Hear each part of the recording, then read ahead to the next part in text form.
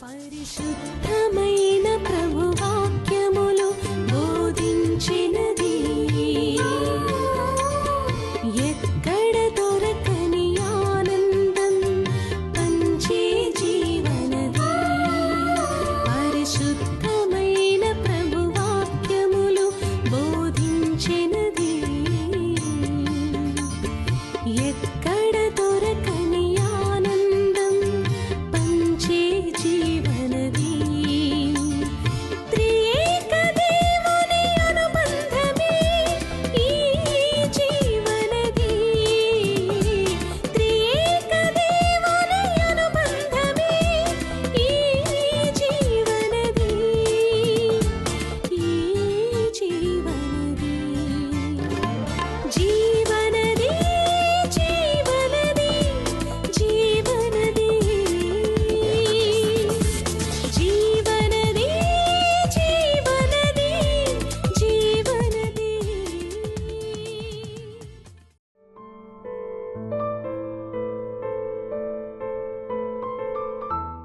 ఈరోజు ధ్యానం కొరకు ఏర్పాటు చేయబడిన వాక్య భాగం 1 యోహాను పత్రిక 3వ అధ్యాయం 2వ వచనాన్ని మనం చదువుదామండి. ప్రియులారా, ఇప్పుడు మనము దేవుని పిల్లలమై ఉన్నాము.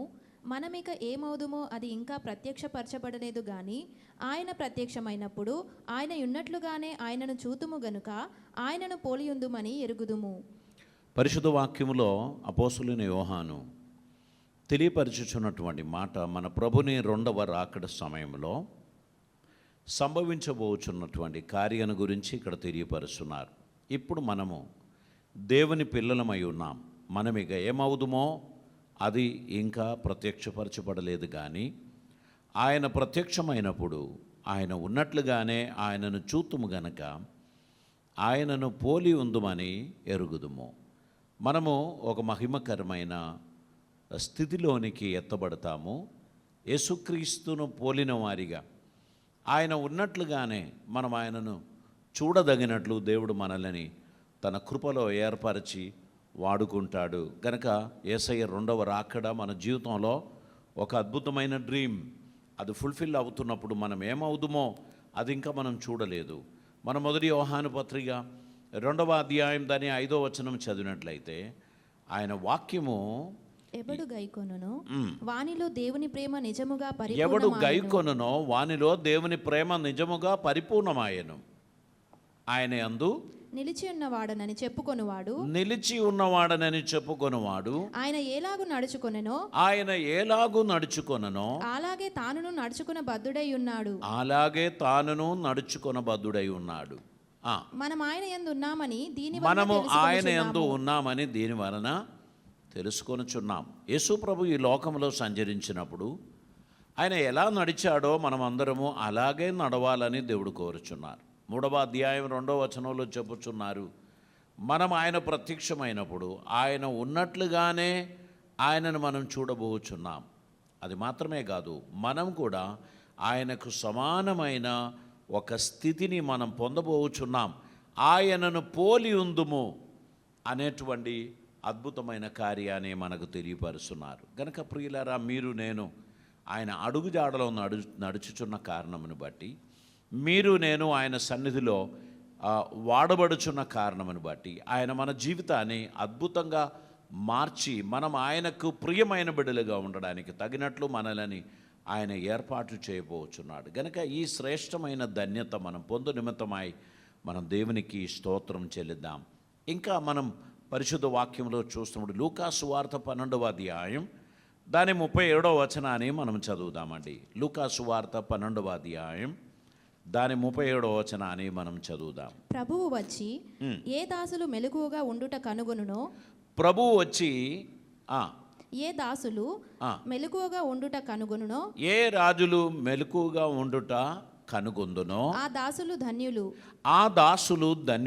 ఆయన ప్రత్యక్షమవుచున్నాడు. మెలకువగా ఉండేటువంటి దాసులు ధన్యులు అని పరిశుద్ధ వాక్యం తెలియపరుస్తున్నారు. కనుక ప్రభు వచ్చే సమయంలో మనం నిద్రపోతుగా ఉండకుండా మెలకువగా ఉండేటువంటి వారిగా ఉండాలని దేవుడు మన గురించి కోరుచున్నారు. మనము దేవునికి ఇష్టలుగా నడవాలని, దైవ చిత్తం నెరవేర్చాలని ఆయన సన్నిధానములో మనము ధన్యత కలిగిన వారిగా ఉండాలని, మనము ఆసక్తి కలిగిన వారిగా ఉండాలని దేవుడు మన గురించి ఆశించుచున్నాడు. ప్రభు వచ్చి ఏ దాసులు మెలకువగా ఉండుట కనుగొనునో ఆ దాసులు ధన్యులు. అతడు నడుము కట్టుకొని వారిని భోజనపు బంగ్దిని కూర్చునబెట్టి తానే వచ్చి వారికి ఉపచారము చేయునని మీతో నిశ్చయముగా చెప్పుచున్నాను. కనుక యేసు ప్రభు ఎంత గొప్ప ఘనత ఇవ్వబోచున్నారు. మన ఇంటికి ఎవరైనా అతిథులు వస్తే వారికి మనం వడ్డిస్తాం, వారికి మనం పరిచర్య చేస్తాం. అయితే రాజాదిరాజుడైన ప్రభు మనలాంటి వారికి భోజనం వడ్డించేటువంటి ఒక స్థితిని మనం ఊహించగలమా? అలనాడు జయించి ఆయన సన్నిధిలో చేరినటువంటి ఆ దాసులు మెలకువగా ఉన్నటువంటి వారి గనక ఆయన లేచి వారికి ఉపచారం చేస్తారు అని బైబిల్ చెప్తున్నారు. అదొక గొప్ప ఘనత, ప్రభు ద్వారా మనం పొందబోచున్న గొప్ప ఘనత అని మనం చూస్తున్నాం. యోహాను సువార్త 14వ అధ్యాయం దాని 3వ వచనం మనం చదువుతున్నప్పుడు అక్కడ మనకి ఇలాగ చెప్పుచున్నారు, నేను వెళ్ళి మీకు స్థలము సిద్ధపరిచిన ఎడల ఆ, నేనుండు స్థలములో మీరును ఉండులాగున మరలా వచ్చి నా యొద్ద నుండుటకు మిమ్మును తీసుకొని పోవుదును. ఇప్పుడు మనలని ప్రభుతో సహవాసం చేయడానికి ఉన్న ఒక ఏర్పాట్లు ఆయన చేస్తున్నాడు. ఫెలోషిప్ విత్ ద కింగ్, ఆయనతో పంది భోజనంలో కూర్చోవడం, ఆయనతో సహవాసం చేయడం, ఆయనను మహిమపరచటం, ఆయన మన జీవితంలో చేసిన కార్యమును గూర్చి సంతోషించడం, ఇవన్నీ కూడా మనకు గొప్ప ఆధిక్యత. దేవునితో సహవాసం చేయడం. ఈ భూమి మీద జీవించుచున్న ఎవరైనా గొప్పవారితో ఒక బ్రేక్ఫాస్ట్ చేశాం, లేక ఒక లంచ్ చేశాం, ఒక డిన్నర్ చేశామంటే మనం దాన్ని సెల్ఫీ తీస్తాము, ఎవరితోనైనా ఫోటో తీస్తాము, మళ్ళీ మనం అన్ని గ్రూపులలో పెడతాము. పలానా వారితో నేను డిన్నర్ చేశాను, భోంచేశాను, ఫోటో తీశాను అని మనం చెప్పడానికి ఇష్టపడతాం. కానీ రాజాదిరాజుడు ప్రభువులకు ప్రభు అయిన ప్రభువుతో మనం ఆయన ఉండు స్థలములో ఉండబోచున్నాం. ఆయనతో మనం సహవాసం చేయబోచున్నాం. ఆయన భోజనం చేస్తున్న పంక్తి భోజనంలో మనం పాలు పంచుకొనుచున్నాము అనేది అద్భుతమైన మాట. నేను ఉండు స్థలమందు మీరును ఉండులాగన నేను మరలా వచ్చి మిమ్మను తీసుకొని పోదును. ఇక్కడ గొప్ప ఘనత దేవుడు మనకు అనుగ్రహిస్తున్నాడు. ఫిలిప్పీ పత్రిక 3వ అధ్యాయం దాని 20-21 వచనాలు మనం చదువుదామండి. ఫిలిప్పీ పత్రిక 3వ అధ్యాయం 20-21 వచనం. మన పౌరస్థితి పరలోకమందున్నది, అక్కడ నుండి ప్రభు అయిన యేసుక్రీస్తు అను రక్షకుని నిమిత్తము కనిపెట్టుకొని ఉన్నాం. సమస్తమును తనకు లోపరచుకొన జాలిన శక్తిని బట్టి ఆయన మన దీన శరీరమును తన మహిమ గల శరీరమునకు సమరూపము గల దానిగా మార్చును. మన దీన శరీరం ఆయన మహిమగల శరీరమునకు సమరూపముగా మార్పు చెందడం అంటే ప్రకాశమానమైన ఒక మహిమ వస్త్రం ధరించిన వారిగా మనం ప్రభు దగ్గర మనం కనబడతాము. ఎంత గొప్ప ఆధిక్యత! ప్రభువుతో మనకున్న ఆ ఆత్మీయ సహవాసం, లైక్నెస్ టు ద కింగ్, ఆయనను పోలిన వారిగా, ఆయనకు సమరూపమైన వారిగా, ఆయన మహిమను ధరించుకున్న వారిగా మనం ఆయన సన్నిధిలో ఉండగలము అని తెలియపరచుచున్న భాగ్యం ఎంత శ్రేష్టం. కాబట్టి ఈ లోకంలో జీవించుచున్నంత కాలం నిందలైనా, కష్టమైనా, ఇబ్బందులైనా, ఇరుకాటమైనా, సమస్యలైనా, బాధలైనా పర్వాలేదు అని అనుకొని ప్రభువును సేవించుచున్న ప్రతి ఒక్కరికి కూడా దేవుడు అద్భుతమైన అవకాశం ఇవ్వబోచున్నారు. కాబట్టి మనం మన ఫ్రెండ్స్కు తెలియపరచవలసింది, పర్వాలేదులే, మనం దాని గురించి పెద్దగా పట్టించుకోకూడదు. ఎందుకంటే రాబోచున్న మహిమను గూర్చి మనం ధ్యానించుచున్నప్పుడు ఈ కనబడే శ్రమలు పర్వాలేదు, ఈ కష్టాలు పర్వాలేదు అని అనుకొని మనకు మనమే ధైర్యం తెచ్చుకొని ముందుకు సాగిపోవాలని దేవుడు కోరుచున్నారు. కొలస్సీ పత్రిక 3వ అధ్యాయం దాని 4వ వచనాన్ని మనం చదువుదామండి. మనకు జీవమై ఉన్న క్రీస్తు ప్రత్యక్షమైనప్పుడు మీరును ఆయనతో కూడా మహిమయందు ప్రత్యక్షపరచబడుదురు. యేసుక్రీస్తుని రాకడలో సంభవించబోయే కార్యం ఏంటంటే, మనము ఆయన ప్రత్యక్షం అవుచున్నప్పుడు మనము కూడా ఆయనతో కూడా మహిమయందు ప్రత్యక్షపరచబడుదురు. మన భావము, మన రూపము అంతా మారుతుంది. యేసుక్రీస్తును పోలిన వారిగా మార్పు చెందే ధన్యత దేవుడు మనకి ఇవ్వబోచున్నాడు గనక, ప్రభువుకు ప్రియమైన బిడ్డలుగా మనం ఉండడానికి దేవుడు మనకు ఒక ఆధిక్యత, అవకాశం ఇస్తున్నాడని గ్రహించి, ఇవన్నీ పర్వాలేదు అని మనం దానిని నిస్సారంగా మనం అనుకోవాలి. కొన్నిసార్లు మనం చిన్న చిన్న వాటిని చాలా పెద్దగా పట్టించుకుంటారు. నన్ను గౌరవించలేదని, నన్ను గుర్తించలేదని, నాకు ఇవ్వవలసిన ఇంపార్టెన్స్ ఇవ్వలేదని మనం చాలాసార్లు సనుగుతూ ఉంటాం. మనకు రావలసినటువంటి రికగ్నిషన్ మనకు రాకపోతే మనం మనసు నెమ్మదిగా ఉండదు. మనకు రావలసినటువంటి ఐడెంటిటీ మనకు దొరకకపోతాయి మనం చాలా అనీసీగా ఫీల్ అవుతూ ఉంటాం. కానీ గుర్తుపెట్టుకోండి, ఇవన్నీ తాత్కాలికం, ఇవన్నీ మాయమైపోయేటువంటిది, ఇదేది కూడా నిలిచి ఉండేటువంటిది కాదు. ప్రభువుతో మనం కలుస్తున్న ఆ దినమందు సమస్త సిచ్యువేషన్స్ కూడా మారుతుంది. అప్పుడు ఆయన మనల్ని తన దగ్గరికి పిలిచి మనల్ని కౌగిలించుకొని తనతో కూడా మనల్ని నివసింపచేసే ఆ ధన్యత ఎంత గొప్పది. ఆయన మహిమలో పాలు పంచుకోవడం మనకు దేవుడు అనుగ్రహింపబోచున్నాడు అనేది గ్రహించినప్పుడు ఇక్కడ మనకు కలుగుచున్న నిందలు, పరిహాసములు, అవమానములు పర్వాలేదు అని మనం గుర్తుంచుకోవాలి. కొన్నిసార్లు మనకు రావాల్సిన న్యాయమైన హక్కు మనకు దొరకకపోతే మనం డిస్టర్బ్ అవుతాం, మనం ఫీల్ అవుతాం, మనం బాధపడతాం.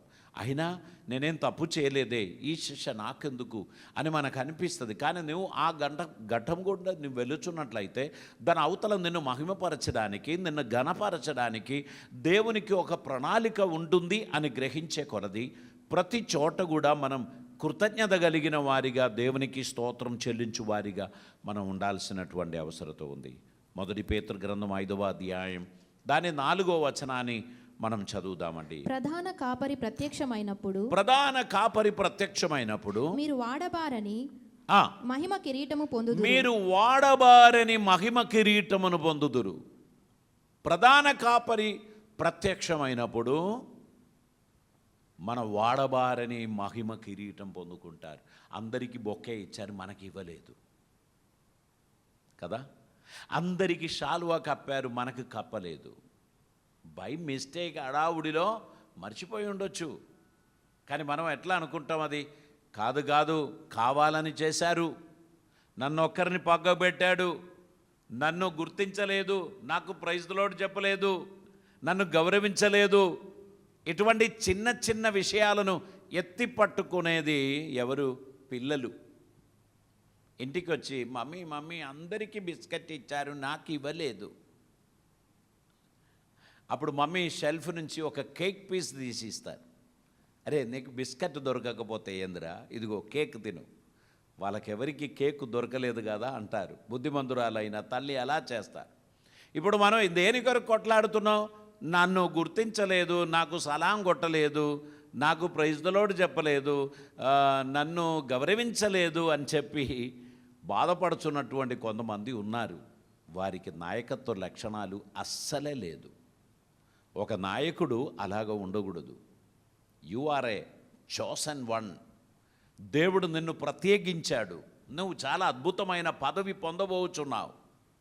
ఆయన ప్రత్యక్షమైనప్పుడు ఆయన ఎలా ఉన్నాడో నువ్వు అలా రూపాంతరం పొందబోచున్నావు గనక ఇవి నువ్వు పట్టించుకోకూడదు.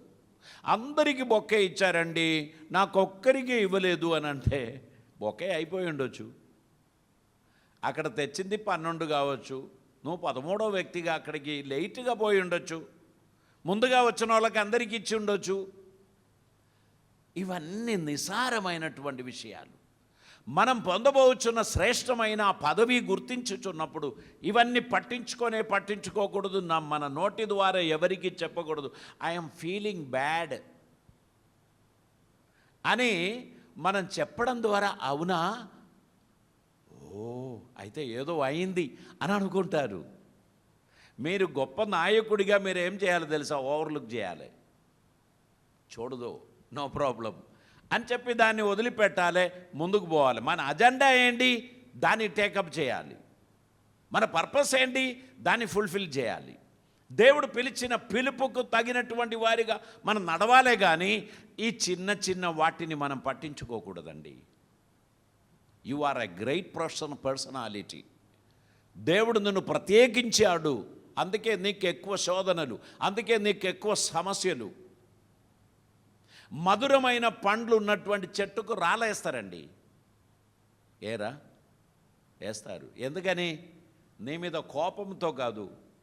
ఇయ్యవా, ఒక్క పండు నాకు ఇయ్యవా అని చెప్పి ఆ వేసే రాళ్ళు నిన్ను గాయపరచడానికి కాదు, నాకు పండ్లు కావాలి. సో నీలో ఉన్న మంచితనాన్ని బయటికి తీయడానికి ఎవరైనా నిన్ను రెచ్చగొడితే నువ్వు రెచ్చిపోయి మధుర ఫలం ఇవ్వడానికి బదులు సనగడం గునగడం నీలో నుంచి రాకూడదు. కుటుంబ జీవితమైనా, సంఘ జీవితమైనా, సమాజ జీవితమైనా మనకు గుర్తింపు కొరకు ప్రాకలాడుచున్న మనుషులతో నిండి ఉన్నది భూమి. వాటి మధ్యలో నువ్వు ఒక ప్రత్యేకింపబడిన వ్యక్తిగా నీవు దేవునిలో నుండి పొందిన నాయకత్వ లక్షణాలను నువ్వు ప్రజలకు చూపిస్తూ నీవు చక్కగా ముందుకు సాగిపోవాలని దేవుడు కోరుచున్నారు.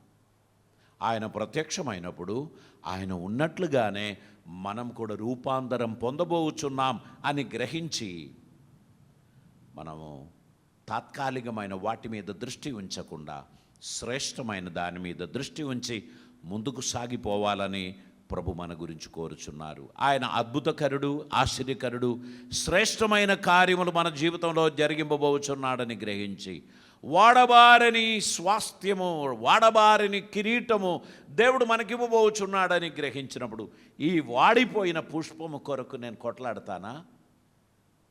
ఈ రాలిపోయే పువ్వు కొరకు నేను కొట్లాడతానా? నో ప్రాబ్లం అనేటువంటి ఒక యాటిట్యూడ్ డెవలప్ చేస్తే you are strong in the Lord. నీ నాయకత్వ లక్షణం మెరుగుపడింది అనే అర్థం. చిన్న చిన్న వాటికి పిల్లలు చెప్పుకున్నట్లు, మీకు తెలుసా అండి నన్ను పట్టించుకోలేదండి అని అంటే నిన్ను దేవుడు పట్టించుకుంటే ఇంకెవరు పట్టించుకోవాలి? ఆమేన్. నిన్ను దేవుడు పట్టించుకునే దానికంటే గొప్పనా మనుషులు పట్టించుకోవడం? కాదండి. ఎవరు నన్ను పట్టించుకోవద్దు అని ప్రార్థన చేయండి. దేవా నన్ను ఎవరు పట్టించుకోవద్దు, నువ్వు ఒక్కడు నన్ను పట్టించుకుంటే నేను ధన్యుని. I don't want any identity. నేను నీ కృపలో నడవడానికి ఇష్టపడుచున్నాను. ఇది నాకు అనుగ్రహించిన అద్భుతమైన ఒక అవకాశం. నేను నీ కృపలో ముందుకు సాగడానికి ఆశిస్తున్నాను. నాకు కృప చూపు ప్రభువా అని ప్రార్థించు ప్రతి ఒక్కరిని దేవుడు ఆశీర్వదించి వర్ధిల్ల చేస్తాడు. దేవునికి స్తోత్రం. ఇంకా రోమాపత్రిక 8వ అధ్యాయం 29వ వచనాన్ని మనం చదువుదామండి. రోమాపత్రిక 8వ అధ్యాయం 29వ వచనాన్ని. ఎందుకనగా తన కుమారుడు అనేక సహోదరులలో జ్యేష్ఠుడగునట్లు దేవుడు ఎవరిని ముందు ఎరిగెనో వారు తన కుమారునితో సారూప్యము గలవారగుటకు వారిని ముందుగా నిర్ణయించెను. ఇక్కడ ఏమంటున్నారు? తన కుమారునితో సారూప్యము గలవారగుటకు వారిని ముందుగా ఏర్పరచుకున్నాడు. దేవునికి స్తోత్రం. ఎందుకనగా తన కుమారుడు అనేక సహోదరులలో జ్యేష్ఠుడగునట్లు దేవుడు ఎవరిని ముందు ఎరిగెనో వారు తన కుమారునితో సారూప్యము గలవారగుటకు వారిని ముందుగా నిర్ణయించెను. మరి ఎవరిని ముందుగా నిర్ణయించెనో వారిని పిలిచెను.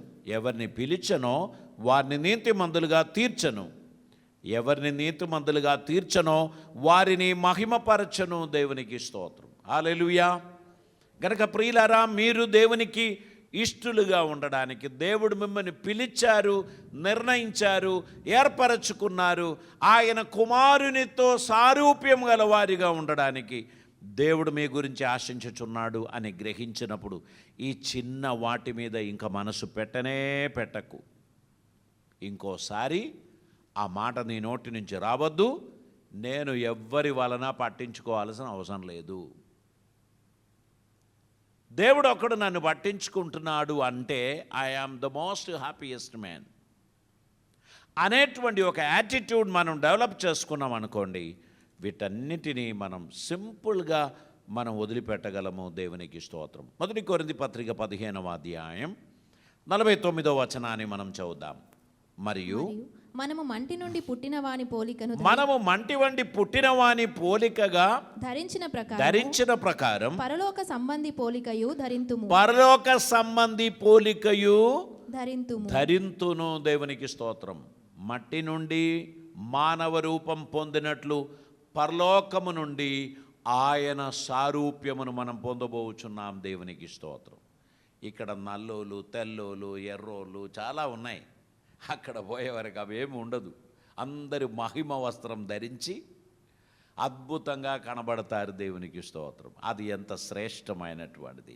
ఇంకా మనం చూద్దాం 2వ కొరింథీ పత్రిక 3వ అధ్యాయం 18వ వచనం.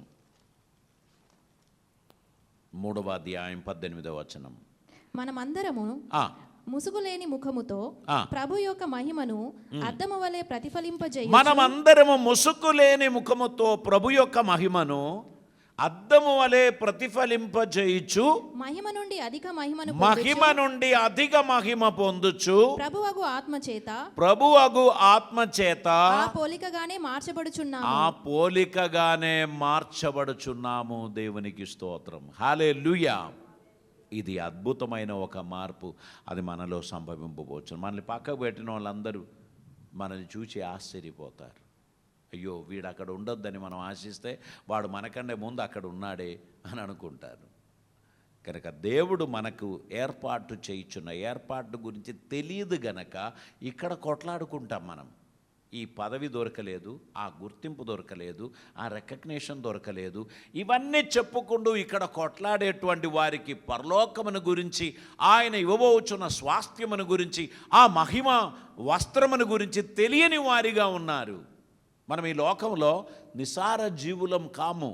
దేవుని చేత ప్రత్యేకింపబడిన ఆయన సొత్తైన ప్రజలం. కనుక ప్రభువును గణపరచడానికి దేవుడు మనకిచ్చినటువంటి ఈ గొప్ప అవకాశాన్ని జారవిడవక ప్రభు కార్యాభివృద్ధి కొరకు మనం ముందుకు సాగిపోవాలి. ఫిలిప్పీ పత్రిక 3వ అధ్యాయం 21వ వచనం కూడా చదువుదామండి. సమస్తమును తనకు లోపరుచుకొన జాలిన శక్తిని బట్టి సమస్తమును తనకు పరుచుకొన జాలిన శక్తిని బట్టి ఆయన మన దీన శరీరమును తన మహిమ గల శరీరమునకు సమరూపము గల దానిగా మార్చును. దేవునికి స్తోత్రం. ఇక్కడ ఏమంటున్నారు? సమస్తమును తనకు లోపరచుకొన జాలిన శక్తిని బట్టి ఆయన మన దీన శరీరమును తన మహిమ గల శరీరమునకు సమరూపము గలదానిగా మార్చుచున్నాడు. దేవునికి స్తోత్రం. యేసయ్య ప్రత్యక్షమైనప్పుడు ఆ మహిమ గల శరీరాన్ని పొందొచ్చు. ప్రభువుకు ప్రయోజనకరమైన బిడ్డలుగా ఉండడానికి మనలని ఆయన ఏర్పరచుకున్నాడు. ఘనతకు అర్హులుగా దేవుడు మనల్ని మార్చుచున్నాడు. కొలొస్సీ పత్రిక 3వ అధ్యాయం 10వ వచనం కూడా చదువుదామండి. ఏలయనగా ప్రాచీన స్వభావమును దాని క్రియలతో కూడా మీరు పరిత్యజించి జ్ఞానము కలుగు నిమిత్తము దానిని సృష్టించిన వాని పోలిక చొప్పున నూతన పరచబడుచున్న నవీన స్వభావమును ధరించుకొని ఉన్నారు. మనం ఇప్పుడు ప్రాచీన స్వభావమును విడిచిపెట్టి నవీన స్వభావమును ధరించుకొని ఉన్నారు. దేవునికి స్తోత్రం. ఎందును బట్టి? యేసుక్రీస్తుని కృపను బట్టి. ఆయన మనకు అనుగ్రహించినటువంటి ఆ గొప్ప కృపను బట్టి మన క్రియలతో కూడా ప్రాచీన స్వభావమును పరిత్యజించాం. జ్ఞానము కలుగు నిమిత్తం దానిని సృష్టించిన వాని పోలిక చొప్పున నూతనపరచబడుచున్న నవీన స్వభావమును ధరించుకొని ఉన్నారు. యేసు ప్రభువు ద్వారా మనం పొందిన నవీన స్వభావం మనల్ని సాత్వికులుగా చేశారు. మనం షార్ట్ టెంపర్డ్ పర్సన్స్. ఏదైనా వింటే మనం ఊరుకునే వాళ్ళం కాము. వెంటనే మనము జవాబు ఇచ్చేవాళ్ళం, వెంటనే మనం దానికి ఉత్తరం ఇచ్చేవాళ్ళం. కానీ ఇప్పుడు మనం సైలెంట్ అయిపోయాం. ఏంటి సైలెంట్ అని అంటే దాని అర్థం ప్రభు నేర్పించిన కృపను బట్టి మనం ఇప్పుడు వాటన్నిటికీ ప్రతిస్పందించడం మనకిష్టం లేక దేవుని ఉద్దేశం మనలో నెరవేరడానికి తగినట్లు మనల్ని మనం సమర్పిస్తున్నాం. దైవ చిత్తం నెరవేరుస్తున్నాం. ఆయన మన గురించి ఉద్దేశించున్న ఉద్దేశాలు అన్నీ కూడా నెరవేరాలనే మనం ఆయన సన్నిధిలో ప్రార్థన చేస్తున్నాం. ఈ గొప్ప కృప దేవుడు మనకు దయచేసినందుకు మనం అందరం ధన్యులం. ఆయన మనకు అనుగ్రహిస్తున్న ఈ కృపను బట్టి దేవునికి వందనాలు చెల్లిద్దాం. హల్లెలూయా. ఆయన గొప్ప దేవుడు, అద్భుతకరుడు, ఆశ్చర్యమైన కార్యములు మన జీవితంలో జరిగించుచున్నాడు. 2వ పేతురు గ్రంథం 1వ అధ్యాయం 4వ వచనం కూడా చదువుదామండి. ఆ మహిమా గుణాతిశయములను బట్టి ఆయన మనకు అమూల్యములను అత్యధికములైన వాగ్దానములను అనుగ్రహించి ఉన్నాడు. దురాశను అనుసరించుట వలన లోకమందున్న భ్రష్టత్వమును ఈ వాగ్దానముల మూలముగా మీరు తప్పించుకొని దేవ స్వభావమునందు పాలివారగునట్లు వాటిని అనుగ్రహించను. దేవునికి స్తోత్రం. ఇక్కడ దేవుడు మనకు ఈ లోకపు భ్రష్టత్వం అందకుండా ఉండడానికి మనకు తన కృప అనుగ్రహించాడు. మనం వాటిని విడిచిపెట్టి రాబోచున్న మహిమను గురించి ఆశించడానికి, ఆలోచించడానికి తగిన మనసు మనకు దేవుడు అనుగ్రహించాడు. ఇక్కడ మనం ఆయన కృపలో ముందుకు సాగడానికి మనల్ని మనం సమర్పించాం. ఈ వాగ్దానముల మూలముగా మీరు తప్పించుకొని దేవ స్వభావమునందు పాలివారగునట్లు వాటిని అనుగ్రహించును. ఆ హేతువు చేతనే మీ మట్టుకు మీరు పూర్ణ జాగ్రత్త గలవారై మీ విశ్వాసమునందు సద్గుణమును, సద్గుణమునందు జ్ఞానమును, జ్ఞానమునందు ఆశానిగ్రహమును, ఆశానిగ్రహమందు సహనమును, సహనమందు భక్తిని, భక్తి యందు సహోదర ప్రేమను, సహోదర ప్రేమయందు దయను అమర్చుకొనుడి అని అంటున్నారు. మన యాటిట్యూడ్ మారాలి, మన యాక్టివిటీస్ మారాలి. దేవునికి అనుకూలమైన వారిగా నడవడానికి తగినట్లు ప్రాచీన స్వభావమును విడిచిపెట్టి నవీన స్వభావం ధరించిన వారిగా దేవుని చిత్తం గ్రహించబడలుగా ఉండాలని ప్రభు మన గురించి ఆశించుచున్నారు. మీరు నేను ఆయనకి ఇష్టలుగా నడుస్తూ ఆయన చిత్తం నెరవేర్చాలని దేవుడు కోరుచున్నారు. యేసుక్రీస్తు ప్రత్యక్షమైనప్పుడు ఇవన్నీ తొలగిపోతాయి. ఈ ప్రాచీన స్వభావం ఉండదు, ఈ ప్రాచీన శరీరం ఉండదు, ఈ ప్రాచీన తలంపులు ఉండదు. ఇవన్నీ విడిచిపెట్టి క్రీస్తును పోలిన వారిగా మనం ఆలోచించడం మొదలు పెడదాం, మాట్లాడడం మొదలు పెడదాం. ఆయనను పోలిన వారిగా మనం కనబడతాము కూడా. ఆయనతో సహవాసం చేస్తాము, ఆయనతో కూడా మనము నివసిస్తాం. దేవుడు మనకు తన కృప అనుగ్రహించిన గాక. ఈ లోక జీవిత యాత్రలో మనం త్రుటిలకుండా మనల్ని కాపాడి నడిపిస్తున్న దేవాది దేవునికి స్తోత్రం చెల్లిద్దాం. ఆయన అద్భుతమైన కార్యములు మన జీవితంలో జరిగించుచున్నాడు అని గ్రహించి కృతజ్ఞతాపూర్వకంగా ఆయన అడుగు జాడలో మనం నడుస్తూ ప్రభువును మహిమపరచాలి. ఈ లౌకికమైన ఈ ఆశలన్నిటిని వదిలిపెట్టాలి. నేను దానికి పెట్టే ఒక పదం మీకు నచ్చుతో లేదు తెలియదు, ఈ పుట్నాలు, దాన్ని వదిలేయాలి. మాణిక్యం మన కోసం ఎదురు చూస్తున్నది అని తెలిసినప్పుడు ఈ మట్టి కోసం ప్రాకులాడొద్దు, ఈ చిన్న చిన్న వాటి కొరకు ప్రాకులాడదు. మనము దేవుడు సిద్ధపరచిన నిత్యరాజ్యములోని మహిమలో ఆయనతో పాలివారిగా ఆయన ప్రక్కనే కూర్చొని సహవాసం చేయడానికి ఉన్న అద్భుతమైన ఒక అవకాశం దేవుడు మనకిస్తున్నారు గనక ఈ చిన్న చిన్ని వాటిని విడిచిపెట్టి శ్రేష్టమైన వాటి కొరకు కనిపెట్టుకుంటూ ఆసక్తి గల వారిగా ముందుకు సాగడానికి మన జీవితాన్ని సమర్పిద్దాం. పరిశుద్ధాత్మ దేవుడు మనకు సహాయం చేయనుగాక. తల వంచుదాం, ప్రభు సన్నిధిలో మనం ప్రార్థన చేద్దాం. పరిశుద్ధుడైన తండ్రి, కృపామయుడైన దేవా, నీకు వందనాలు. అద్భుతమైన కార్యములు మా జీవితంలో జరిగించి మా మనోనేత్రములను వెలిగింపచేసి నీ తటు కన్నులెత్తి చూచే ధన్యత మాకు ఇచ్చినందుకు స్తోత్రం. లైవ్గా ఈ వాక్యాన్ని ఎవరెవరు వీక్షిస్తున్నారో వారిలో గొప్ప పరివర్తన సంభవించునుగాక. నీ వెలుగులోనికి వారిని నడిపించుమని ప్రార్థిస్తున్నాం. వారి జీవిత శైలి, జీవిత విధానం, మాటల తీరు అంతా మార్పు చెందుదురుగాక. వారి ప్రాచీన స్వభావమును విడిచిపెట్టి నవీన స్వభావమును ధరించిన వారిగా, సాత్వికులుగా నీ సన్నిధిలో నడిచే ధన్యత వారికి దయచేయమని ప్రార్థిస్తున్నాం. తండ్రి, మీరు మాకు అనుగ్రహించిన అద్భుతమైన అవకాశం కొరకు స్తోత్రం. నీ కృప ద్వారా నీకు వందనాలు తెలియపరుస్తున్నాం. దీవించి బలపరచమని, అద్భుతములు జరిగించమని, మేమందరం నీకు సాక్షులుగా నీ సన్నిధిలో ఉండే భాగ్యం మాకు దయచేయమని, కృపలతో నింపుమని యేసయ్య పవిత్ర నామమున అడిగి ప్రార్థిస్తూ ఉంటున్నాం పరమ తండ్రి. ఆమేన్. పరమ తండ్రి అయిన దేవుని ప్రేమయు, ప్రియకుమారుడైన యేసుక్రీస్తు వారి కృపయు, పరిశుద్ధాత్మ దేవుని అన్యోన్య సహవాసము, సమాధానము మనతోనూ ప్రార్థించిన ప్రతి అంశములతో ఇప్పుడు ఎల్లప్పుడూ ప్రభువు పర్యంతం సదాకాలము తోడై ఉందును గాక. ఆమేన్.